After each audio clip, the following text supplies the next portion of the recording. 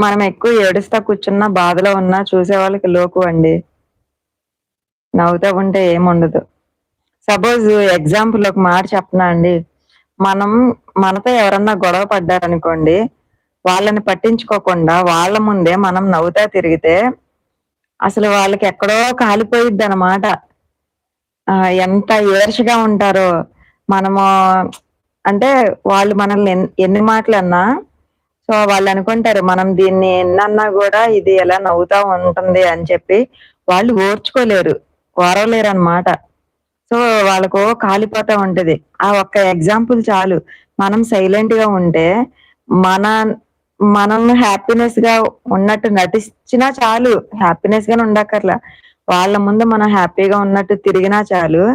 వాళ్ళసలు కుమిలిపోతారనమాట. So, అదొక్కటి చాలు ఎదుటోళ్ళని మనం రెచ్చగొట్టడానికి.